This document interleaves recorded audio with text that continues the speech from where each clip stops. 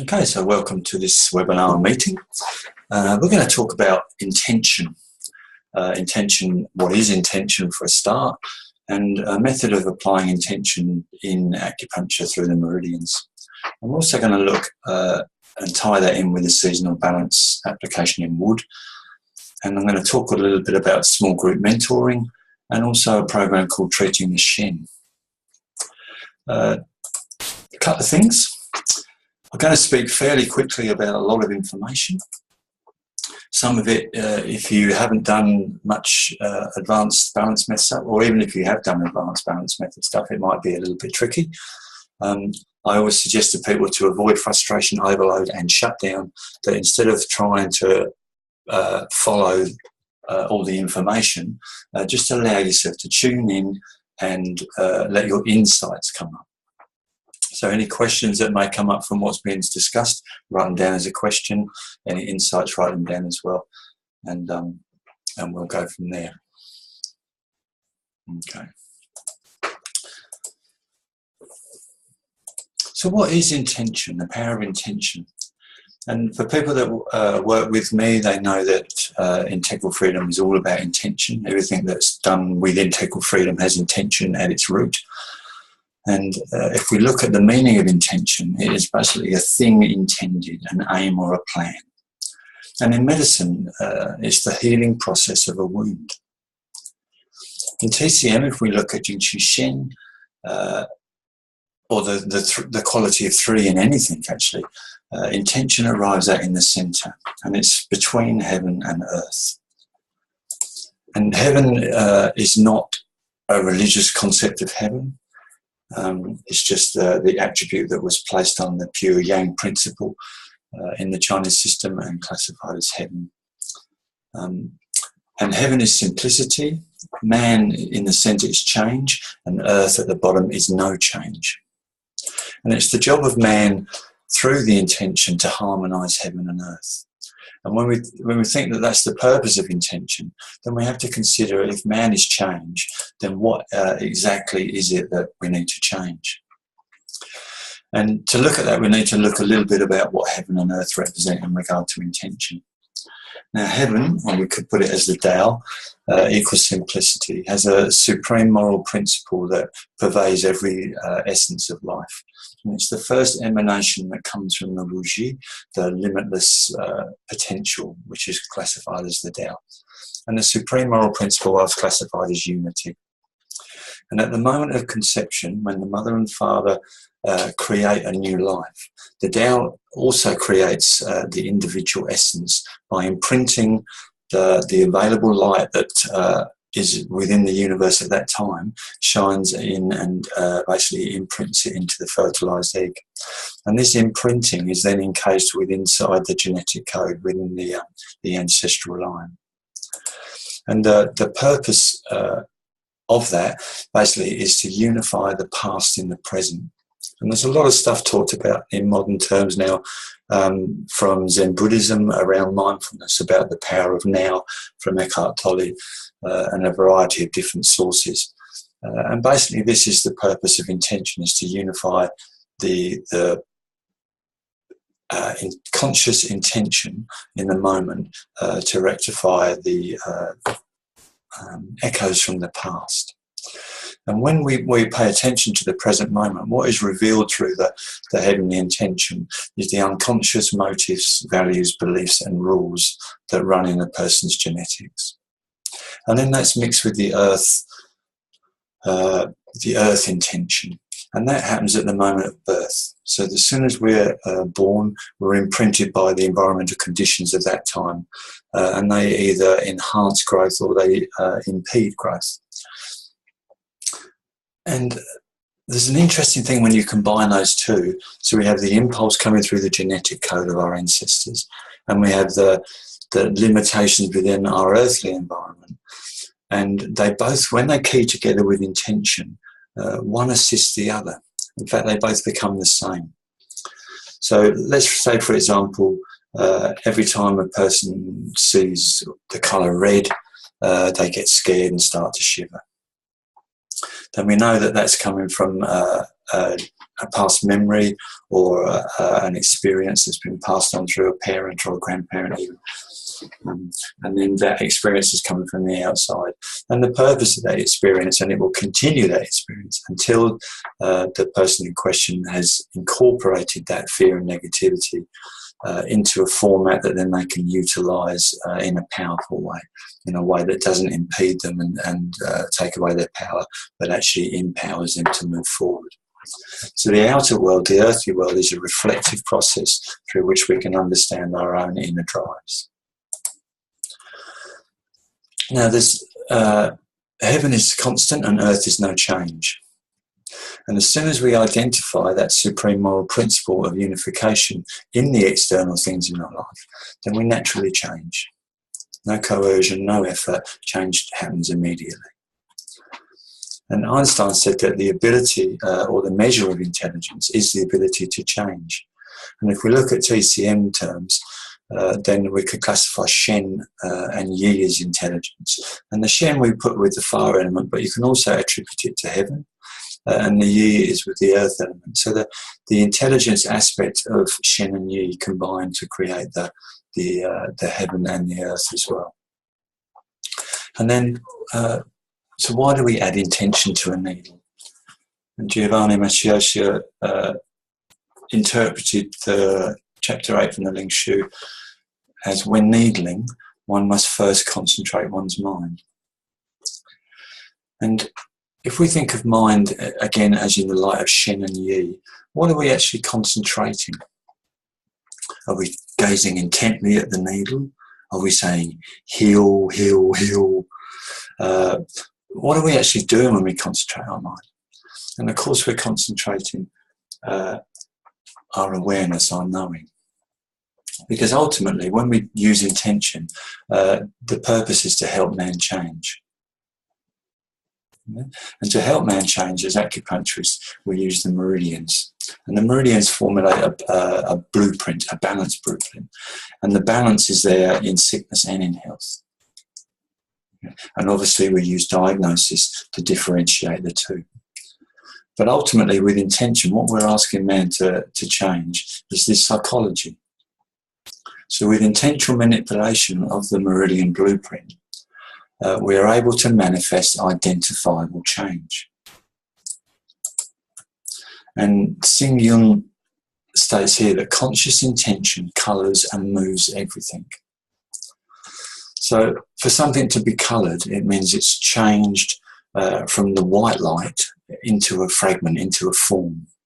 And that form is then identifiable. So when we use an intention to the best of our diagnostic ability, we actually are saying, here's an identified form I'm putting into this meridian, and I want to see an identifiable change. And through that process, we come to know ourselves. And this quote, which I've lost its moorings from, I think it was Dali Ching, it may be Cheng Su, I'm not sure. But it says, how have I come to know the way of all things in their beginnings? So I know by what is within me. So the essence of self-understanding is the pathway to simplicity, and the combination and combining of the heavenly intention of simplicity with the earthly intention of limitation. And I know by the name Tao. And the Tao is the limitless, it can't be explained. The name that is sounding right here, right now, at this place where I am, at this point where my foot stands, at the ending and beginnings of the world. So the present moment is the ending and the beginning. It's the origin with the heaven, and it's the ending with the earth. And we combine that present moment to create an intention. Now, to help me ground something solid, as an intention, I've created 5 attributes, and these I call meridian function, thought intention, balance, imbalance, and feeling reflection. The meridian function is the what I consider the overall mechanism of the meridian, and it's the changeless aspect. That manifests itself through the thought of intention, and this comes through the connection to the Fushigua, which we'll see later. And this meridian function projecting through thought and intention comes through the genetic shadow. So it comes through that individual essence which has been encased in the ancestral lineage. And that comes out in the world for observation. And we have signs that tell us whether that application into the world is balanced or if it's imbalanced. And then we also have a feeling reflective side, which is what our thought process as we act out into the world, the manifestations that creates comes back to us like a bat's radar, basically, to give us information on what we need to do. So the internal and the external become the same. Now, when we put that into the 12 meridians, it becomes interesting. Now, I've used terminology here suited to my understanding. The terminology for each meridian could be changed completely. However you know the meridians to function, you can put your function word in here. And then as you think of that projecting through the thought form, which is a person's genetic history, you may want to put a word in here. And then you may want to include a sign of balance, a sign of imbalance, and a sign of what the reflective essence from the environment might be suggesting. So here, as the urinary bladder is the Tai-Yang meridian, it's also the Yang meridian of the water element, which is the first element produced in creation. I'll classify it as protection. And you could classify it simply as protection of the jinn. You could classify it as protection of the whole body from cold. And its thought form that it projects through is endurance. So it's the dynamic activity of kidney yang and the longevity and patience of kidney yin are portrayed in the thought form coming through the meridian of bladder. And a balanced aspect is a person that lives with hope. And it's not an attachment to hope, because hope at all levels finally gives way to truth. Because when we hope something occurs, finally we realise what it is we've been hoping for is not that important. And so it just dies and diminishes away. But we need the aspect of hope to have confidence and to move into the world. And the sign of imbalance is when a person touches on hopelessness. So their endurance is retarded in some way or blocked. And this emotion comes up quite readily. And the reflection from the world is asking, what is it now that I need to release and let go? Do I have to defend my boundaries? Maybe I need to let go of fear of being a nice guy. Maybe I need to stand up and actually be much stronger to defend my boundaries. Or maybe there's no need to fight at all and I can go into solitude. So there's a different variety of responses related to each word. And I've placed them in this format, and if we look at them, there's just the function. What to protect originates as a prime directive, and that initiates into action through the gallbladder. So the mother urinary bladder gives to its child, and then the gallbladder acts through the connection to the heart. We could say Yin connection. And what the heart does is constantly expand. You know, if you think of how the heart circulates in the body, the consciousness, the Shen of a person is constantly expanding into new ways, new forms of communication, new forms of connection. And as it does that, it's minister the pericardium. It seeks to feel fulfillment and pleasure. And as we feel pleasured, we receive nourishment. And our mind settles, and we're able to move in any direction, and we're able to release any obstructions. The directions are clear, and we can disperse any obstacles. We differentiate, and if we look down here, we have discernment is to perceive a difference. Discrimination acts on the perception of discernment, but differentiate is centered perception. It's a very balanced state of the stomach, how it comes from its core, very central. And that gives a way to the question right at the end, how does this work with my core relationships? And what is it actually that I am protecting? Am I protecting myself? In the I Ching, it talks a lot about the inferior person is the person that's selfish and only out for themselves. And that's kind of like as we are as babies, we learn from a perspective of give me. So we're 100% reception for self when we start our lives, but also beautiful and natural. And then as we grow up, we learn that it's not okay. We learn morals that it's not okay to be selfish, that we should give to others, etc., etc. And then quite often we're pushed into a false humility. And that false humility leads to retardation of chi because it's inauthentic. And a lot of healers out there go through this process where we're out there to save the world and help the world, but really we're coming from a wounded healer aspect. And eventually we go through those spaces where we come to realise that what we were trying to defend and what we were trying to protect are really not that important. But my core relationships are how I relate to others, how I relate to myself. And then over that process, we start to develop the wisdom. And the thing about the wisdom is the wisdom's right in the moment. It's not something down the track.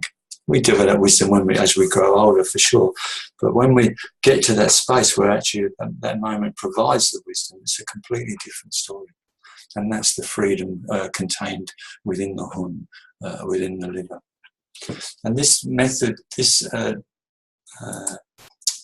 sequence comes from Fuxi, the Fuxi Gua. And the Fuxi Gua is a very, very old Gua. And maybe 1,000 years after it was first used, the Tai Chi symbol was drawn. And it was drawn from these 8 trigram shapes. And they realised from how these shapes are put together, so starting here with the 3 yang lines and progressively moving through the 8 symbols to the 3 yin lines. In fact, they don't actually move through that way, they come from both sides and meet in the middle. They discovered that actually this is representing the highest point of yang, and we can put midday up here. And this is the highest point of yin, we can put midnight down the bottom. And that's the shape that was created. The yang is in its fullest, it declines to this point, and then it jumps back up here to this declining point as the yin, or the nighttime, the afternoon, develops into its peak, into its capacity. And this is in this shape. So that meridian intention chart then I just showed you was this shape here. And if you're wondering why the meridians are connected like that, I think it was, I'm not sure, but I think it was Dr. Chen in the 70s, and please correct me, people that know, but I think he put these attributes to the trigrams, and it was based on the fact that the human being was placed inside the Fuxi Gua. And the head up here is closest to chin, and the urinary bladder and gallbladder were considered the most external of the meridians, the most yang of the meridians, because they pervade the whole head and the back. And they were connected in that way. Whereas the liver and kidney are connected at the base of the body, where the most yin. We have the heart and pericardium here in the arm, and the lung in the other arm. So the 3 yin organs of the chest are in the arms. Then we have stomach and spleen connecting the middle warmer, large intestine, small intestine, sanjiao are related to the legs. So in some ways the meridians were connected to Fuxi in this format. And we can also see that this is a Biao-Li relationship. So urinary bladder connects to kidney, liver connects to gallbladder, heart to small intestine, pericardium, sanjiao, spleen, stomach, large intestine, lung. Yes, there's a nice connection there as well.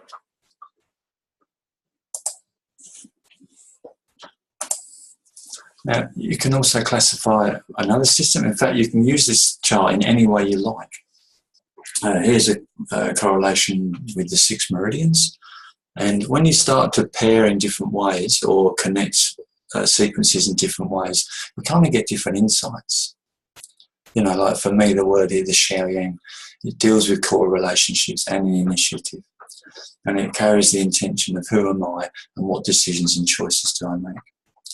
And when I'm balanced, I'm magnanimous in my expression. I'm confident and courageous. And yet when I'm imbalanced, I'm self-focused, stubborn, indecisive and timid. So they're just interesting things just on the Xiao Yang. You know, a person comes in, you recognise those qualities. You think, okay, Xiao Yang, I can recognise some Xiao Yang in there. What balances the Xiao Yang?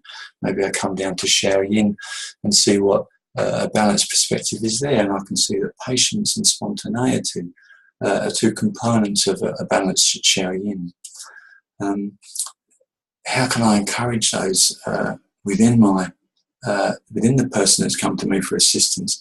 How can I use the kidney or heart meridians to balance the Xiao Yang? And how can I counsel a person on that? And this format comes from System 1 in Dr. Tan's system. And this one is got the elemental connections to it. And I noticed when I did this talk before that this actually is King Wen's Gua, but the trigrams are drawn incorrectly. When we look at in a moment at seasonal balance, you will notice that the trigrams in King Wen's Gua should be read from the outside inwards. So these are actually upside down. But here you can see that the Ju and the Ren have been attached, the Ju to the Mo Xiang again, and the Ren to the Mo Yin. And then we come through, the 6 meridian connections. So here, lung connects to stomach, stomach connects to large intestine. Here we have Xiao Yin heart, Xiao Yin kidney, Taiyang small intestine. So basically all of the 6 meridians connect in this way. And when we again look in a moment, the actual configuration of the trigrams is also different. So the placements within the 8 directions from the Fuxi to the King Wen are in different positions. And one other aspect that I drew up was how to put the Yang meridians and the Yin meridians in this format, and I found it really interesting. And I'm looking from the fact that we've got the Sheng cycle going on here. And as I said before, Sanjiao is placed here because of its connection to source qi and the moving qi between the kidneys and its activation at birth. And Dr. Tan said that the pericardium Sanjiao was traditionally a wood element. And so I placed it there as the urinary bladder being the mother to Sanjiao and gallbladder. So if we look through a balance aspect of these meridians, then first of all, the balance aspect of the large intestine is growth, which is interesting because large intestine is actually a metal, isn't it? So metal relates to autumn, and that's actually a decline of growth. So whenever we're talking about growth in metal, we have to think about it as a primary seed. And if you study the I Ching, the hexagram for large intestine is Jun Thunder. Let's just get it up and I'll just show you that hexagram. This one, large intestine, see? Jun Thunder. So it's got 1 yang line at the base and 2 yin lines above it. Now, that symbolises that moment just past midnight. So it's when the yin has reached its absolute maximum and then it shifts into that growing of the yang, is when the Jun Thunder trigram begins its area of dominance, you could say. And it's related to the early aspects just past midwinter solstice. The winter solstice is when the yang is starting to grow. So growth is actually inside, it's hidden, it can't be seen in connection to that aspect of growth. But large intestine is also a power meridian, and its job is to move and activate stuff. And when it's out of balance, it's dominant. Okay? So the liver's the harsh ability to perceive right and wrong action contained within metal, the ability to cut away all the dead fruit that is necessary in autumn. In its extreme case, is a rather difficult person to get on with, very controlling, very dominant, quite aggressive, and strong opinions, hard to break down. So growth here is an inside growth that's just beginning, and it grows through hope. Okay. So it gives this strength to the urinary bladder, which allows it to move into the world with endurance, with an aspect of hope and magnanimity. It's worth looking up magnanimity. It's an interesting quality to give to Senjiao. And like I said before, it also moves through confidence and courage. And when you're confident and courage, you gain clarity. And the clarity you gain is not that I'm just so fantastic, I don't have to shift anything. It's not like that. It's the confidence and courage to actually perceive. I'm getting information back from the environment that tells me I'm creating, there's some difficulties. People are experiencing difficulties with my behaviour. And it's not the confidence and courage to say, I'll bugger you, I'll just do what I like because I'm really cool. It's the confidence and courage to recognise that in that situation, a person's just being challenged by the way of interacting with them. And we can slow that interaction down to a state where this creates no static. So all there is flow. So there's nothing for anything external to attach onto to create friction, and friction which eventually leads to stagnation. So clarity is an interesting thing in the small intestine, especially when you think of what the organ does, the sifting and process of taking all the nutrients out of food. It's a pretty cool, I think it's a pretty cool way of looking at it. And that eventually moves through in the yang to satisfaction. And we all know what it's like when we've had a beautiful meal, great company, awesome day, the stars are up in the sky, we're just sitting back looking up, and it's just such a wonderful feeling of satisfaction. It wouldn't be too bad, would it? So that's, to me, that's the balanced yang aspect as we move out. Now the yin, when we look at the yin aspect of balance, there's responsibility contained within the metal. So there's the understanding from the metal perspective that things have to be let go or have to be cut. There's a generosity within the earth element that means that we're not just exclusively going to give our attention to one aspect because it gives us great pleasure.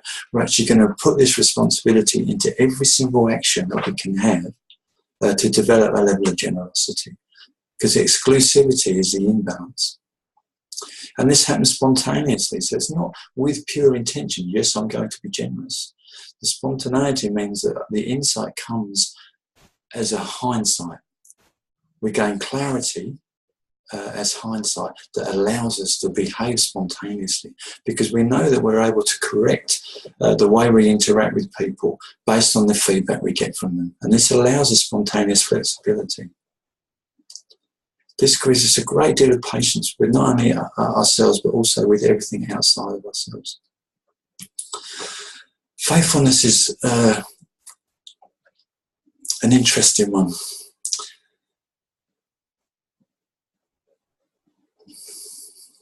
Because it covers so many different perspectives. And faithfulness is not always that easy to recognise. In fact, I'm a bit unclear about that at the moment, so I'm going to leave that.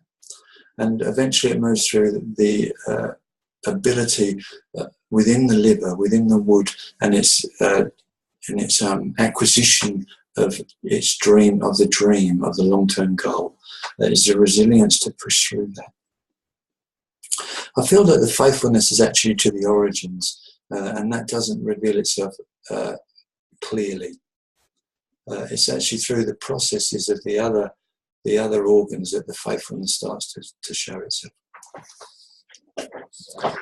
And when, like working with a client, I said before, I worked with a gentleman that was having trouble with suicide, had some attempts before, gone through the pharmaceutical approach, and psychologists and psychiatrists, and was disillusioned with all of it, and was looking for an alternative, and they contacted me. And he was a fire stem with kidney and fire, and it was in the middle of winter. And one of the things he was most anxious about was that he just wanted to sleep. He didn't want to get up. He didn't want to interact at all.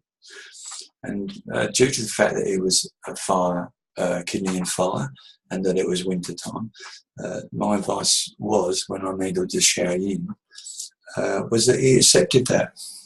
that he just moved into that space, and he allowed himself the opportunity to receive inactivity and depression in the moment.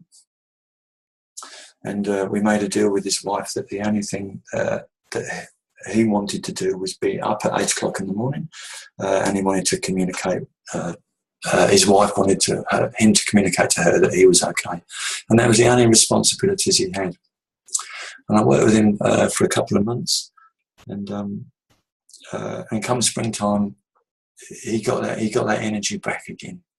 Yeah. And it was very interesting for me to watch, or actually to allow that process to occur, because it frightened me in a lot of ways. Because you think, oh no, I should be doing this, should be doing more. But he didn't want to go any other direction, so he put his trust in me, and I put my trust in my instincts, and we followed this approach, and it did very well for him. So we can use this guidance. So as I'm needling the kidney meridian, I'm talking to him about the nature of accepting. I'm talking to him about what winter does and how important that is. And I'm talking to him of the importance of rest, and the nature of the kidney and fire is to push, push, push, push, push, and not rest. And it doesn't feel comfortable when it rests. And yet its deepest insights are contained within rest. And I explained about what that moves into spring and that. And this great wisdom the Chinese have, and we can input that into the meridian as we go. That's the end of intention. And for those of you who don't know me, this is 3 pictures that symbolise the starting of my Chinese medical career back in 1992. And this is when I received my diploma in 2000, and this is the beginning of 2017. So it's a 25-year journey into this most incredible medicine. And 5 years ago, well, in 2012, I met Dr. Tan, and I've been practicing basically Qigong, acupuncture, and Chinese herbal medicine for 20 years up until that point. And I met Dr. Tan, and he changed the way I looked at treating. And I actually decided to go full on into just treating with acupuncture and just treating with a balanced method. And from the moment I came back on a Monday morning from Melbourne to Tassie, and that moment in the clinic, that was all I did from then on. And I struggled with local balance. In fact, at one stage I was going to register as a practitioner, those gold, silver practitioners for Dr. Tan's. And one of the criteria was so many case studies on local balance. And I'd realised that after years, I hadn't done hardly any local balance. All I did was global balance. I've changed it a bit in the last couple of years. But initially, that's all I did. Global balance, 12 magic, Meridian conversion, seasonal balance, and 5 elements.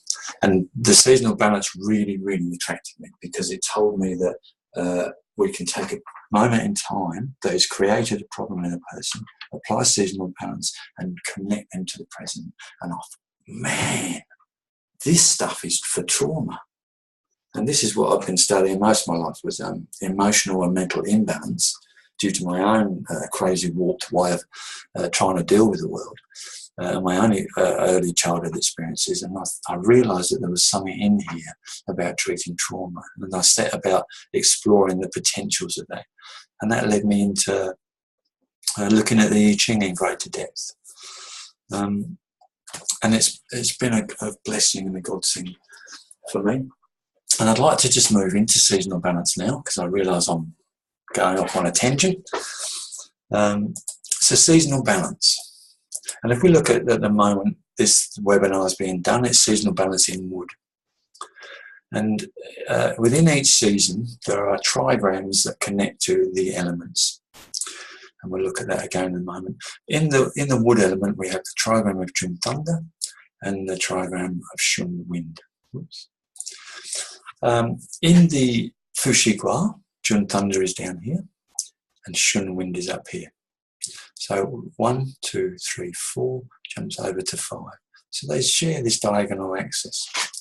In King Wen's Gua, remember we read King Wen from the outside in. This is the Jun thunder trigram, and this is the Shun wind trigram. Now, in my practices and studies, I've come to think of Fuxi as being connected to heaven. And these are both heaven, pre-heaven and latter heaven, they call it. But to me, pre-heaven is the aspect of the heavenly intention. So it's simplicity. And it's coming from inside outwards. So we look at the trigrams from the inside out. So this one here is yang, yin, yin. Yep, so we're looking inside out. And that to me is the thought intention process. And then over this side, because we're looking from the outside in, this to me represents the feeling and reflective aspect. So within these two Bhagavad configurations, we have the heavenly intention and the earthly intention. And we place within that man.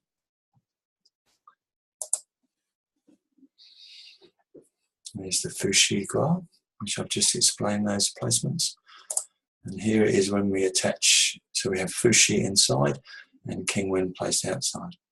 So we end up having wood element, wood trigram here, wood trigram here, wood trigram here, and wood trigram here. 4 different trigrams.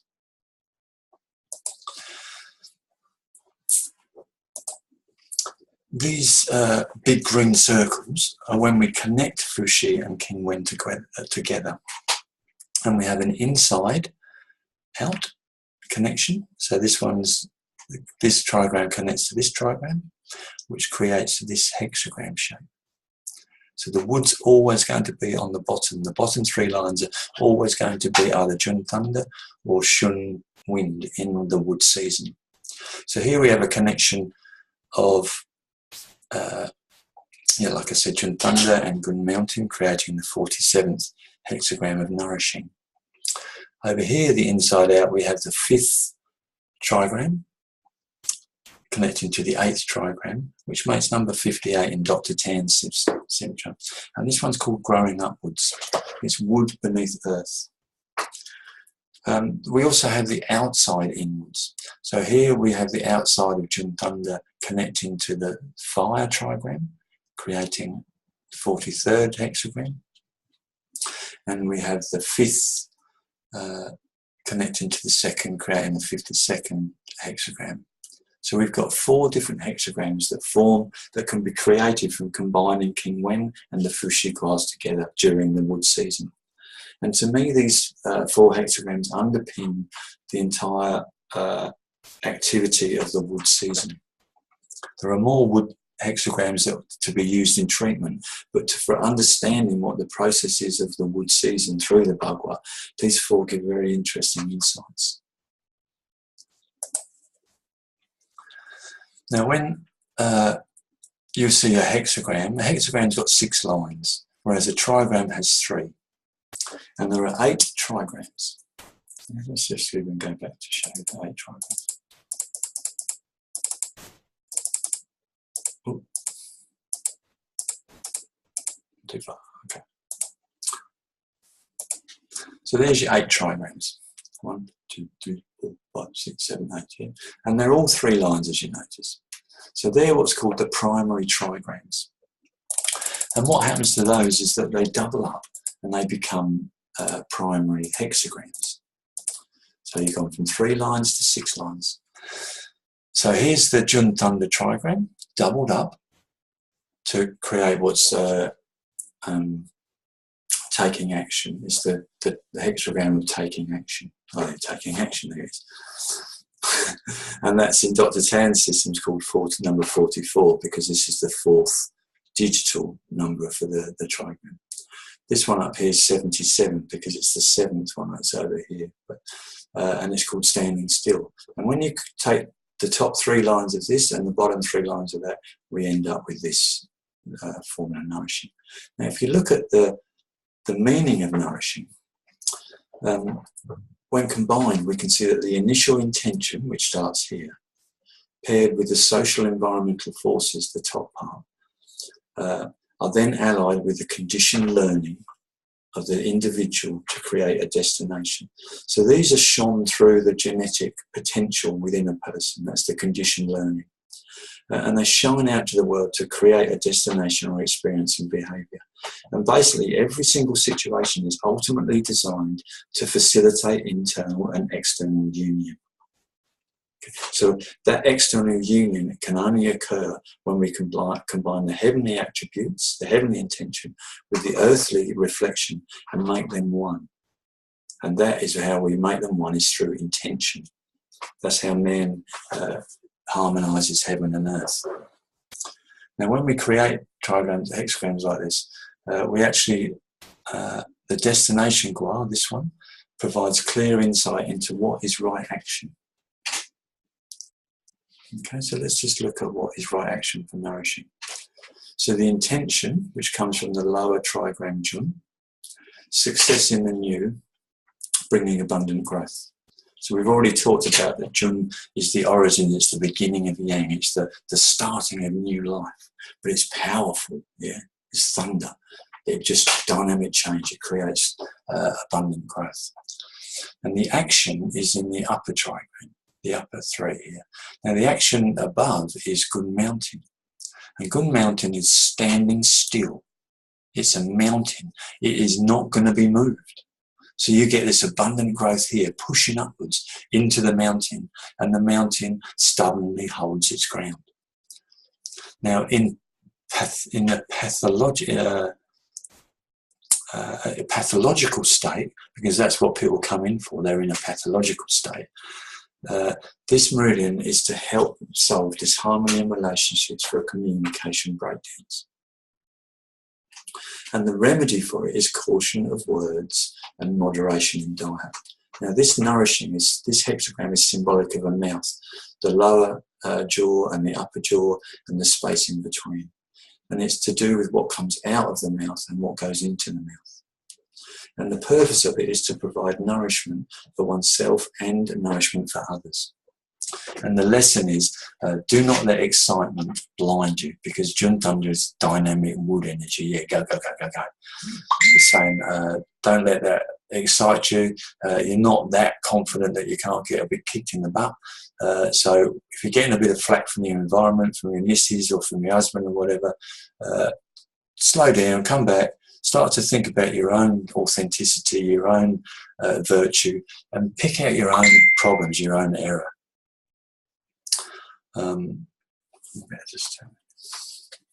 That's what this hexagram is about.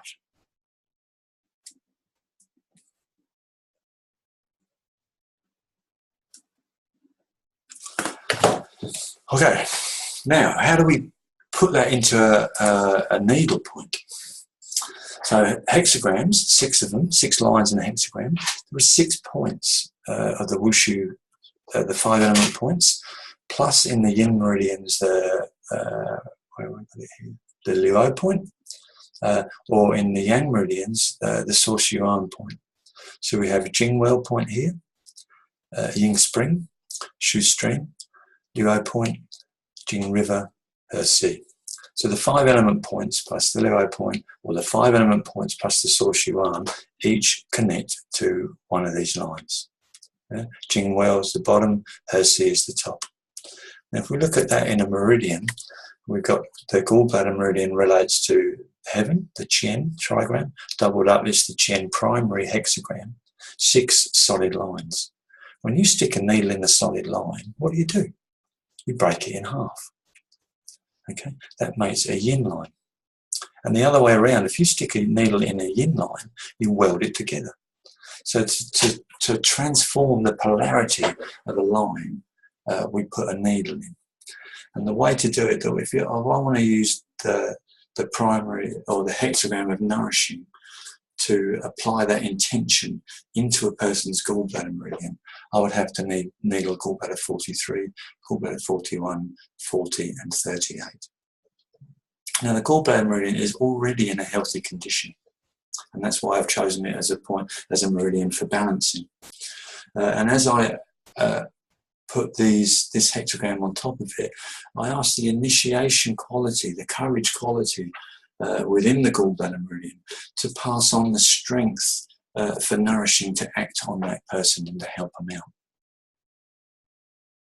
Okay, so if we're working with inside-out hexagrams, we're working on thought and awareness, developing awareness in the person of their intention. Okay, now here's an example using metal. So metal, as we know, is the control of wood. So it's the Kerr cycle on wood. And Dr. Tan said Kerr cycles have a reduction action on their wife, basically. That's one way of looking at it. It's not just pure excess and deficiency we're talking about here. Reduction works in different ways, and especially when we start to apply the metal on wood. So here we have the trigram for the large intestine. So we have the Junthanda below, Junthanda above. When we put the large intestine meridian points there, it's large intestine 1, 2, 3.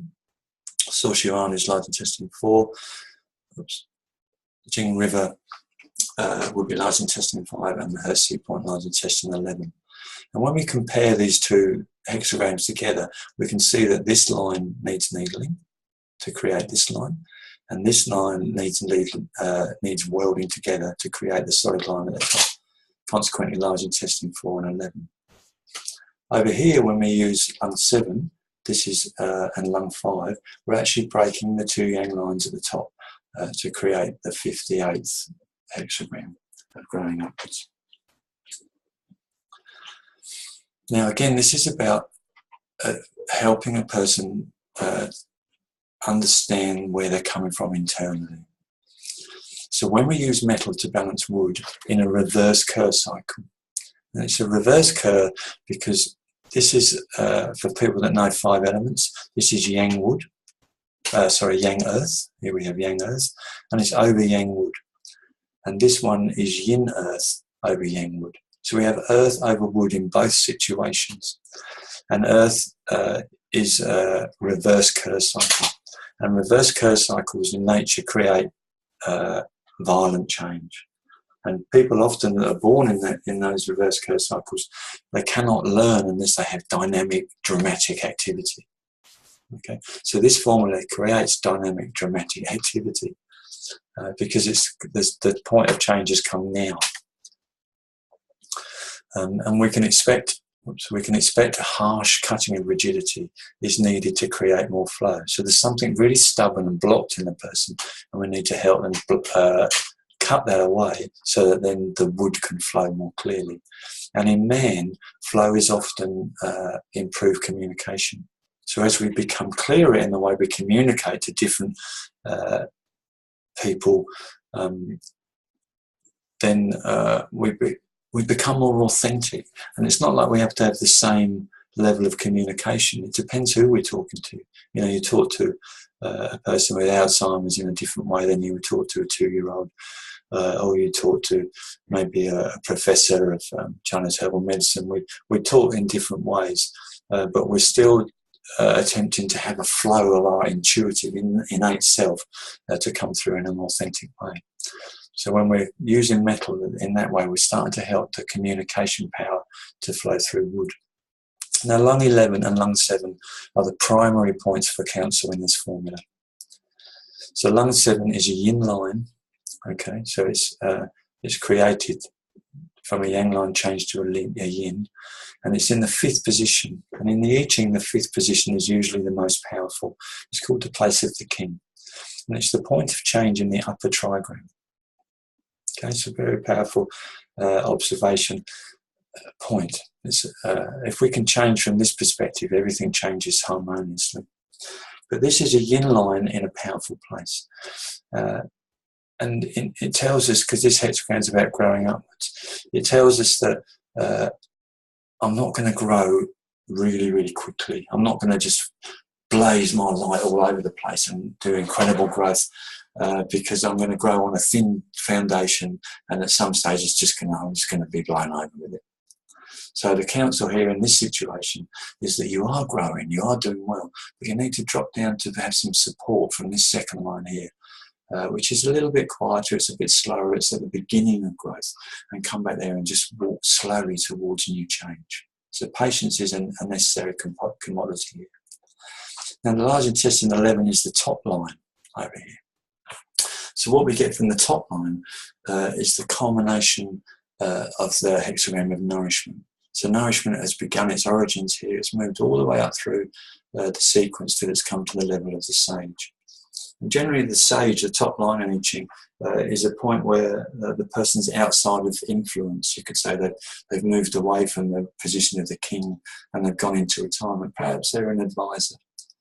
And in nourishment, the sage realises that the only real way to nourish the world is to nourish others.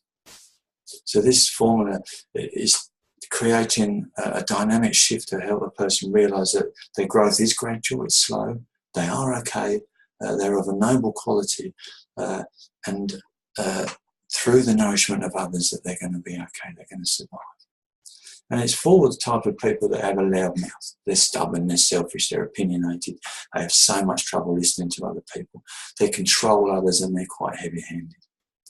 They also just lack an ability to nourish others. They're not yet aware of this.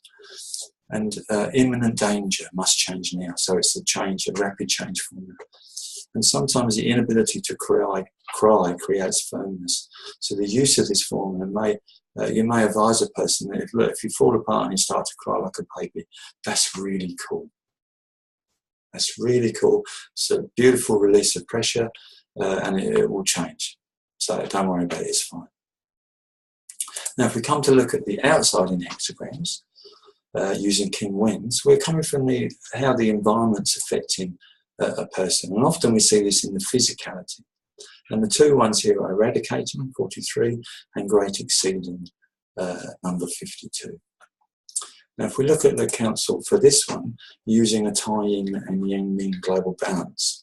So Tai Yin and Yang Ming, they support the Qi.